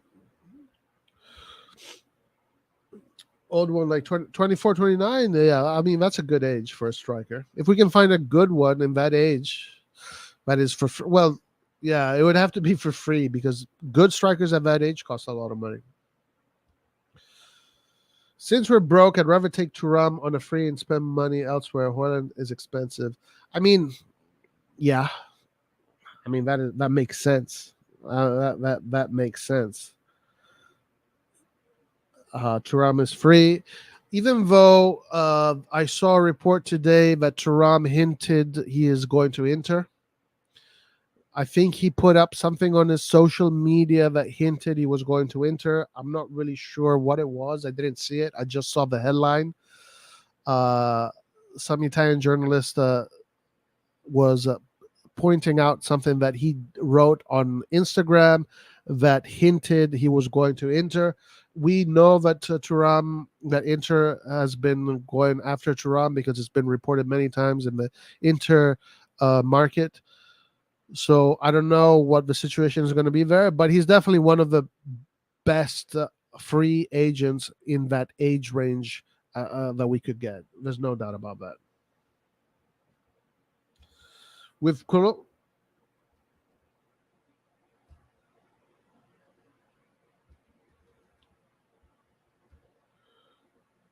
that man, yeah, the veterans are all leaving. That's right. We need an elite striker and an experienced false nine such as Baggio. I'm all about the elites, guys. Whoever is the next elite guy, that's who we get. I'm all about the elites. I want 11 elite players on the pitch. With Colombo, Origi, and Giroud, a new striker, that is too much. We need a solution. Maybe sell Origi, but it's going to be tough. I don't know, guys. I honestly don't know what's going to happen with Origi. I'm sure Origi can find a lot of teams in Asia that can pay him a lot of money, or Middle East, or wherever, Germany, maybe mid-table. But Origi needs to show something because otherwise, this guy's getting paid a lot of money. He's taking up a lot of the wages, and it can't just be to be a hard worker. You know, he has to step it up as far as the finishing product. Um, it could be a player that Milan might sell. He could be, but we shall find out. Again, when it comes to the market is so unpredictable that it's just a guessing game. Just a guessing game. Jonathan Davis, yeah, he's very interesting player. Drum is good. Don't get me wrong, but he's more a forward man. Yeah, I think he's more like a center forward. Andy Curry, I don't think they can unless they sell me indefinitely without a vendor loan. Oh, okay. Trump is a Milan fan. Yeah, he is a Milan fan. That's right. Sell Rebic, he would only have 2 years left. Yeah, I mean, I don't know if they're going to sell Rebic. They have, again, it's a guessing game. What would I do? Honestly, I don't want to say what I would do because I mean, right now these players are playing for Milan. We need these players to be focused on Milan and to prove to us that they're Milan worthy. But some players need to probably be sold for money. I would leave Colombo on loan for another year. He could possibly stay another year on loan. Um, Sooner or later he needs to come back, and he's a player that is going to have a very good future. So sooner or later he's going to come back. Origi is not for sale. Well, let's see what the management thinks at the end of the summer. Origi 20 in the Chinese Super League.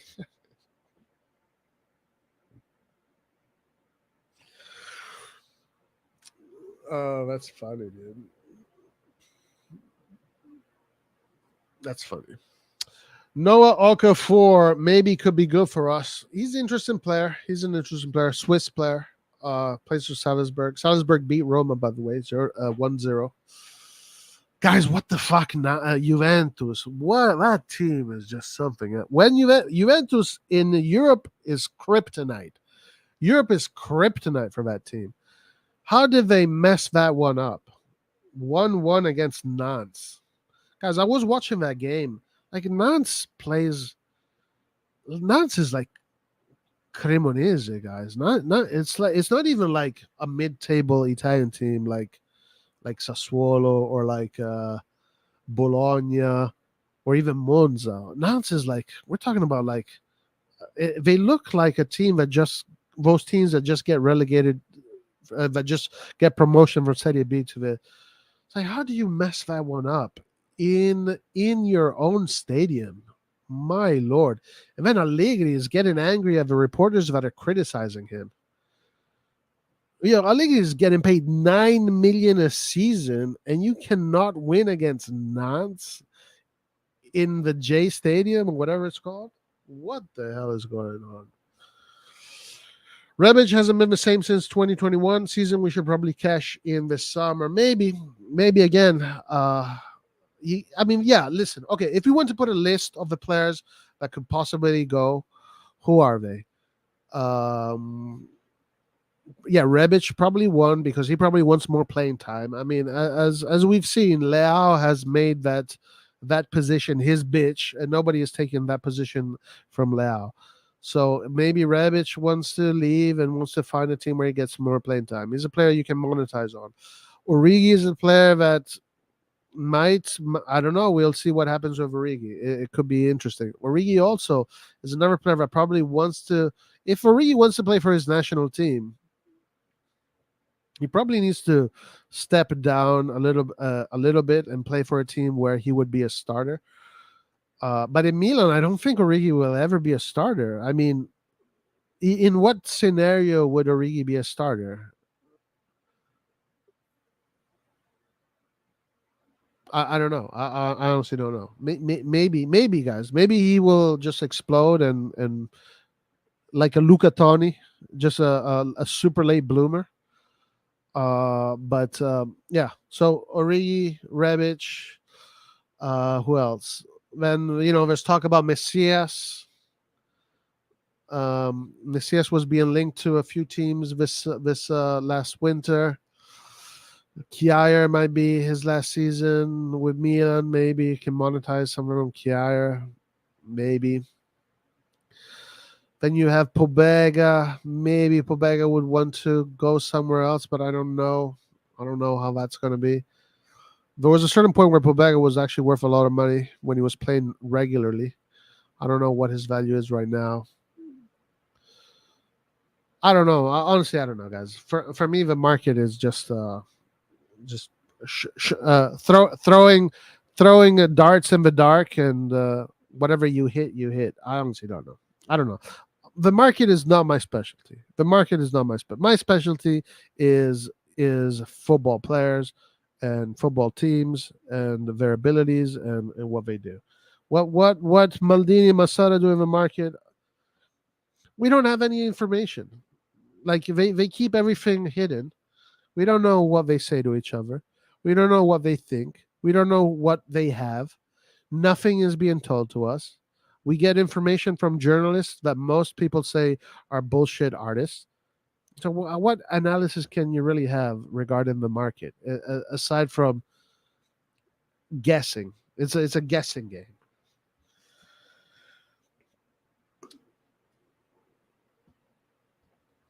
All right, let's keep on going. Don't forget the +1, maybe in the Chinese Super League. I don't know. I mean, I'm hearing that China is developing its football quite extensively, but he could be even more than +1. Juve can't even perform in the Europa League as Juve is a mess. It was Adriano's birthday a couple of days ago, and Turan posted a picture of him. It could be meaningless since he's a legend. Okay, I see. Okay, I see. What that's what it was. Interesting. Okay. What didn't Thuram also play? I think Adriano also played with Parma, no? So maybe Thuram actually knew Adriano. Yeah, he played with Parma. So and I think he played there when his dad played there too. I don't know. I could be getting that wrong.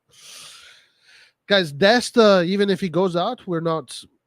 Yeah, we're saving money on his wages, but we're not making money out of Dest. We don't own Dest. We're just saving money out of his wages. Given that he knows about his links to Inter, it could very well be a hint for his future. Yeah, maybe. Origi needs another season. Yeah, of course. All these players that came in, you always have to go through that one season. You have to get acclimated, and then next season, probably he will have a better season next season, Origi. But I don't know if he's going to get to 20, Paul. I don't think so. Just read an article from the Sempre Inter ripoff of Sempre Milan that Inter have offered first 10 million. No way we can pay that much. Let's see if he goes for the favorite team or for the money or biggest rivals. Who knows? Who knows? I think he'd probably go for the money.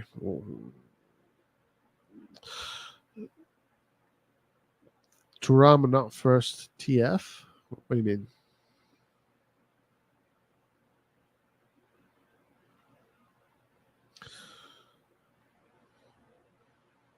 Thuram 10 million. Yeah, I read that correctly.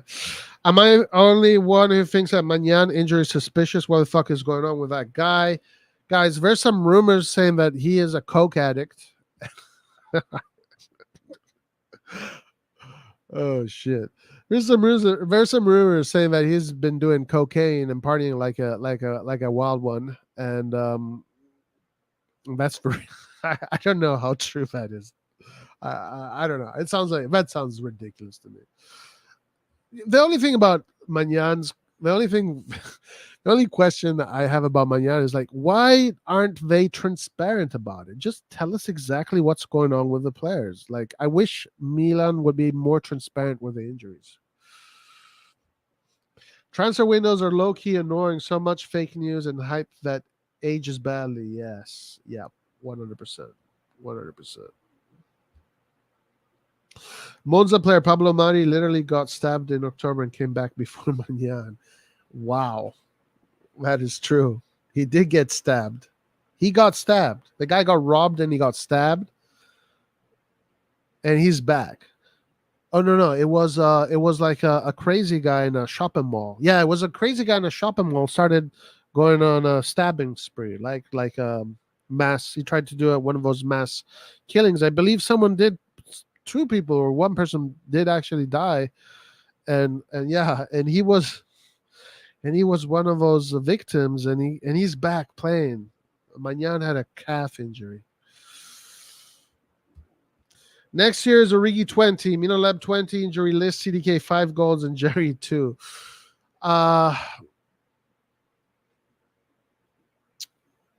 My guess is that CDK is going to have a 10-goal contribution next season.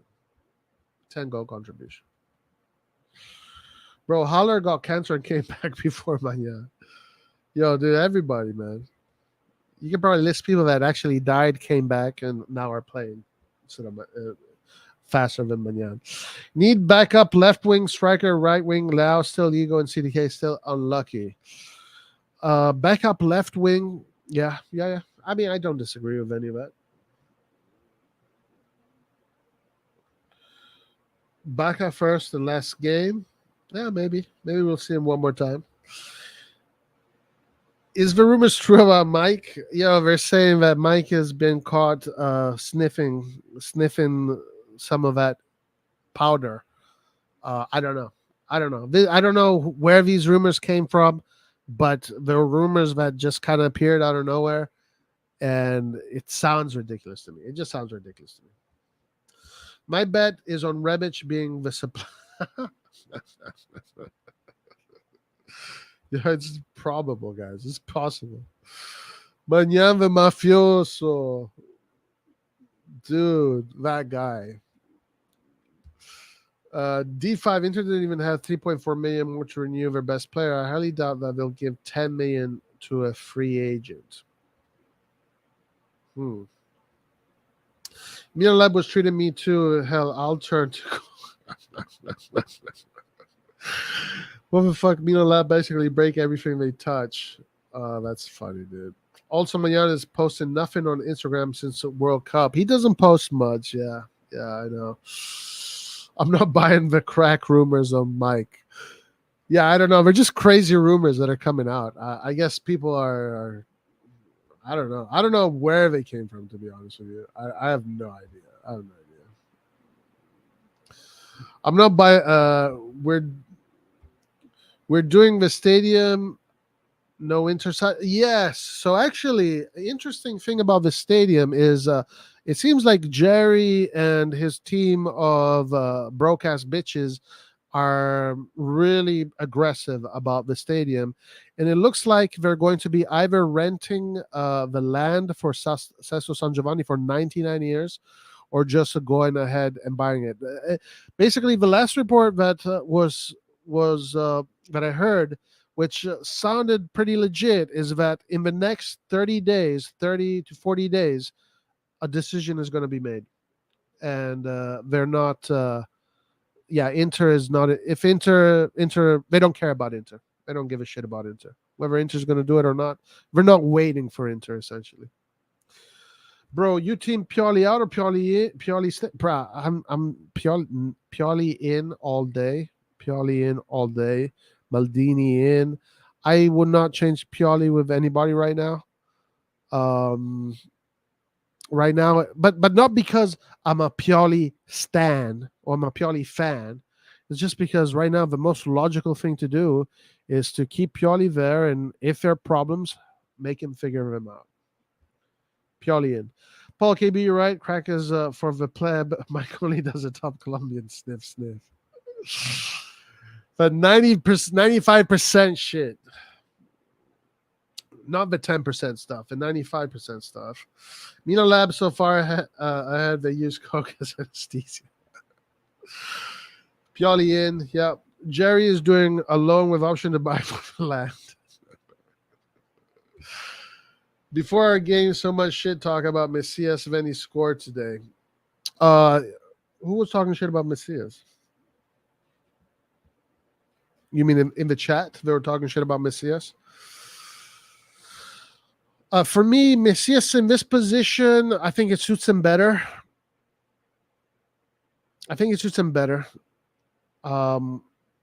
Because also in this position, the team is more balanced.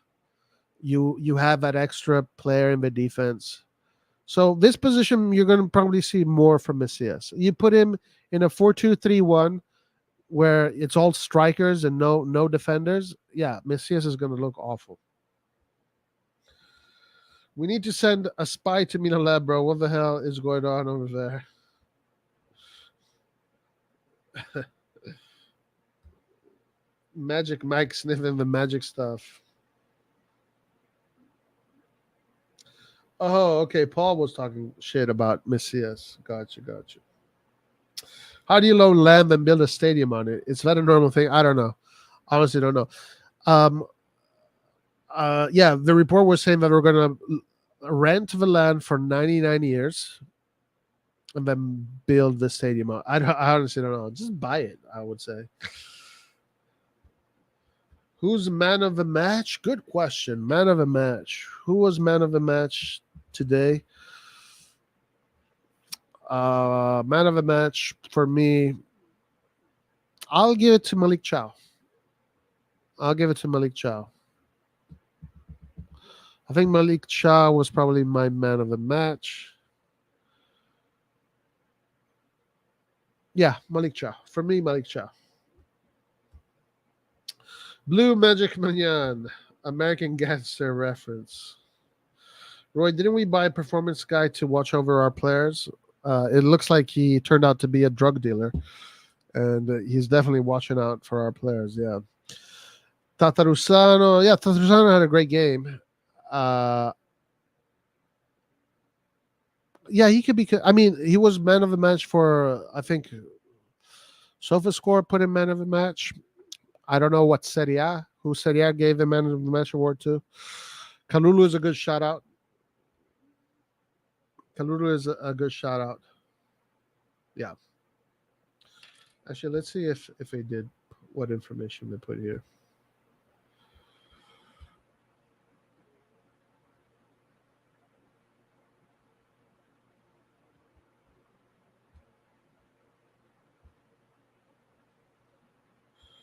Highlights.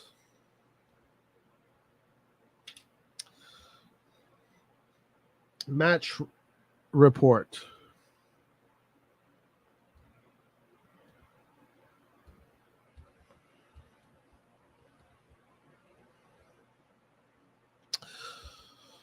Let's see.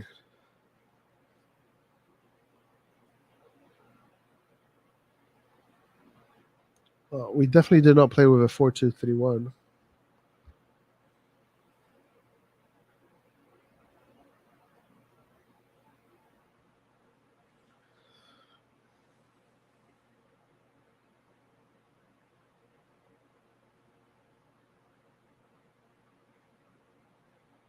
Doesn't say.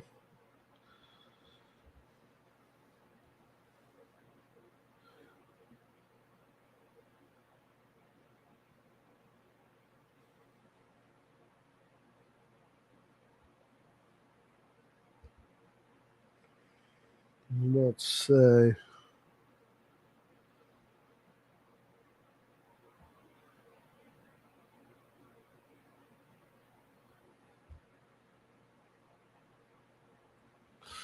Yeah, I don't know. I don't know who they put as. If anybody knows, let me know. I'm not sure where it is. So you satisfied with game Pioli strategic with Pioli as a coach? Well, the way I look at it is in what has Pioli done in these past 3 to 4 years. Pioli has achieved all of his objectives with his ideas, with his strategies, with his formations up until now. And this is, he had a dark moment when we lost that famous game against Atalanta in that period. And there the management came in and brought in Kjaer and Ibrahimovic. And then Pioli did a good job at integrating both Kjaer, even though Ibra kind of forced himself into the team kind of thing. But, his changes there did really well. So, those changes that he made, that formation change that he made, and the approach of the game that he made with the help of the management in that period helped us get into the Champions League for the first time in 10 years, and then win a Scudetto for the first time in 11 years. So strategically, yes, Pioli is absolutely. I mean, how could you ask for more? And then this season, Pioli, comes into the season as a champion. You got to say that unfortunately the market did not help him that much. He does well. He does well up until January. Then January is a disaster month, and time to change stuff, time to find new solutions. And lo and behold, he's finding new solutions. So up until now, I think Pioli has done a fantastic job. You can't say anything other than that, because who are you comparing him to? Are you comparing him to who was the last person that won a Scudetto with Milan? It was Allegri. So you have to compare him to who came after Allegri. You're comparing to Montella, Mihailovic, Gattuso, Inzaghi, Seedorf, Leonardo, Brocchi, Giampaolo. Who are we comparing to? Yeah, I'm totally Pioli in, and the job he's doing so far, I think, has been exceptional. And I think and also there's this misconception that Pioli is not integrating young players. I mean, Pioli, aside from the few veterans that he's been given, like Ibrahimovic, Kjaer, Florenzi, Giroud, but every single other player has been a young player that has needed to learn and to grow. And there's this misconception that Pioli is not integrating young players. Pioli has built this team with young players, with a small injection of veteran players, because Up until last year, for the past 2 years prior to that, Milan was the youngest team in Europe, youngest team in Italy and in Europe. Now, not so much, because the team is getting older. But I remember, guys, the first season where we got into the Champions League, and I remember analyzing the team.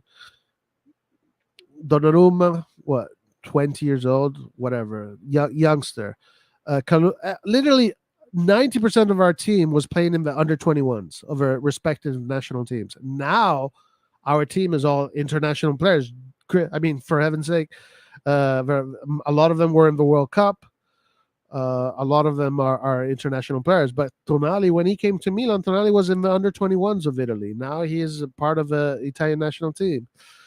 Um, so even Tomori, when he came to us, was still part of the under 21 side of England. Yeah, Pioli in all day, Pioli in. I like Tata likes to be yelled at. Tata today was was yelling a little bit more than usual. I might be going to Italy this year, sometime in April. I'm planning to go to the stadium and vlog the shit out of it. I'm planning to watch Milan as much as I can in my time in Italy if I go. And I'll definitely be doing a lot of content in Italy, watching Milan. Maldini probably tried to buy drugs from my God. You're looking at the wrong game. Which game? Oh, this is the wrong game? My bad.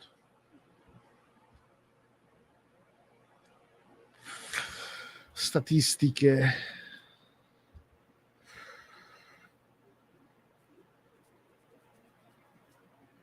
$11 shots on goal.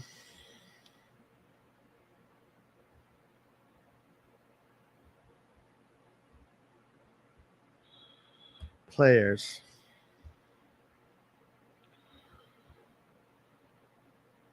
Man, they didn't. It looked much.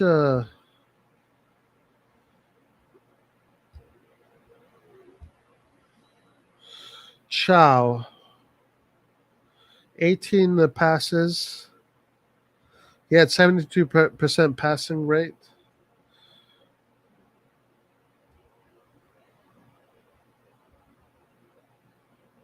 Five recovered. 5 balls recovered. Maybe Mike is using performance drugs to help with his injury, and that might be the reason for the wait, since it takes time to get this type of drugs out of his system. Roy sniffing wrong game stats. That's funny. By the way, we joke around and stuff, but those rumors are complete BS. First of all, no one is testing you for cocaine specifically to play in the Serie A, and no one is testing you? Oh shit! So that means they're all fucking doing it. If nobody is testing you, that probably means that they're all fucking doing cocaine. And second, Magnan is actually a family man. Hey, Maradona was. There's a lot of family men that do coke, bro. There's a lot of family men that do coke. Who doesn't even go out and miss? Guys, okay, it's a weird ass rumor. Nobody is saying that for sure he's doing that. It's just a funny rumor that came out. We're not implying he's doing that. We're not saying he's doing that. It's just a funny rumor that came out. Yeah, the truth is probably what the team is saying, which is his scar is not healing properly, and that's why he can't play, because of his scar. Bro, most of our team is young as fuck. What are people talking about? Yeah, true. I'm going to try to go to Milan games sometime next season. I hope I make it possible. Yeah, that'd be great. That'd be great. I'm looking to go to any Milan, whether it's. Let me see who Milan is playing around April and May.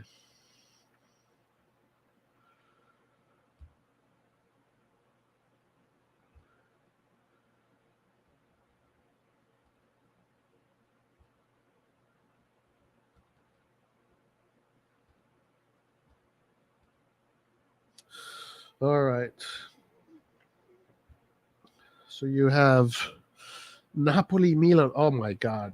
If I'm, if I'm, if I'm in Italy, and I'll definitely try to go to this game. No doubt about it. No doubt about it. If I'm in Italy in that period.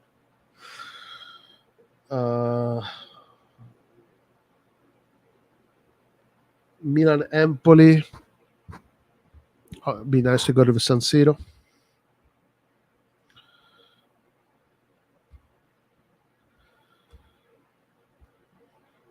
Bologna, Milan.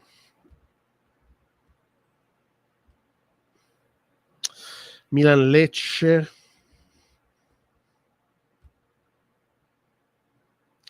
Roma, Milan. That's another one that is very possible for me. Milan, Cremonese. Probably the Napoli and the Roma game are going to be more possible if I'm there during that period. Depends on what period I'm going to be there. Imagine the rumors are true. I didn't even know Mike had surgery. What scar are they talking about? Yeah, Mike had surgery at an operation on his calf, and they're saying that the scar just is not healing properly, and that's why he's not playing. Roy, you got to check in with Mike first before you go to Milano. He runs the streets. Yeah. Oh, hell yeah, I am, bro. Are you kidding me? Of course I am. Yo, if I go to watch Milan, guys, I'll make a million videos. A million videos. The vlog going to the stadium, in the stadium, match reactions during the match, uh, after the match. Yeah, the whole shebang. The whole shebang.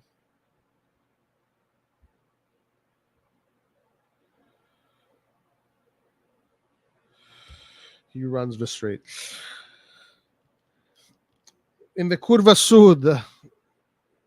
Yeah, wherever I can find a ticket. Wherever I can find a ticket. Yeah, it won't really matter. But if I can find the tickets in the Curva Sud, great. If not, it is what it is. All right, guys. Listen, we're gonna call it a day for today. 2 hours. Spoke about the game. Good game today. We will reconvene tomorrow. For the post match. Lard is doing a post match. And it's going to be one of the crazy post matches. We're going to have a lot of opinions. A lot of people are going to be joining us tomorrow.